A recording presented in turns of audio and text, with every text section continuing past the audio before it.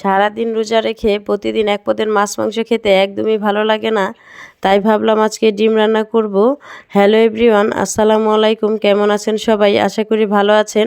আমিও আল্লাহর রহমতে অনেকটাই ভালো আছি। আবারও চলে আসলাম আপনাদের মাঝে নতুন আরেকটি লং ভিডিও নিয়ে। আশা করি সবাই লাইক কমেন্ট করে পাশে থাকবেন। তো এদিকে আমি সেহরির জন্য ডিম ভুনা করছি এবং সাথে পাতলা ডালও রান্না করেছি। আর রমজান মাসে তরকারি রান্না করলে সবই বেশি হয়, থেকে যায়।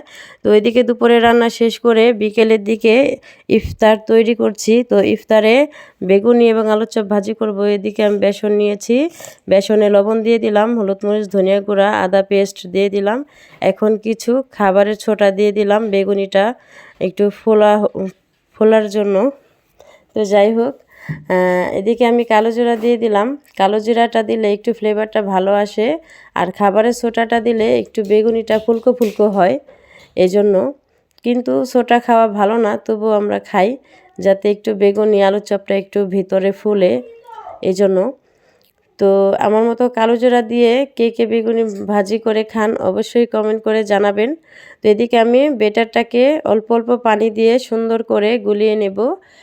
আর বেটারটা ভালো করে গুলিয়ে নিয়ে রেস্টে রেখে দিলে বেগুনি এবং আলুর চপটা অনেক সুন্দরভাবে ফুলে।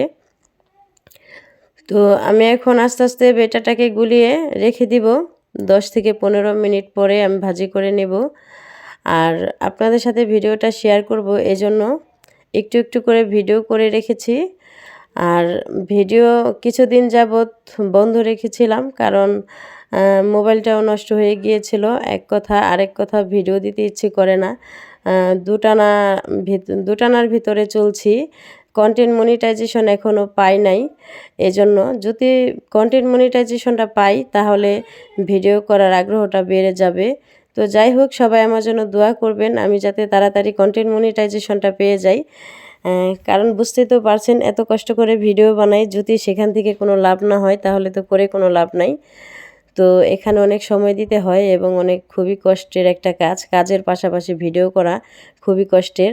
তো যারা আমার মতো ভিডিও বানান তারাই জানেন ভিডিও করার কাজও খুবই কষ্টের। তো এদিকে আমার বেগুনি ভাজাটা হয়ে এসেছে। তো এজন্যই আর কি কিছুদিন ভিডিও দেই নাই, আবার শুরু করছি। সবাই আমার পাশে থাকবেন। তো এদিকে বেগুনি ভাজাটা হয়ে গেছে, উঠিয়ে নিলাম।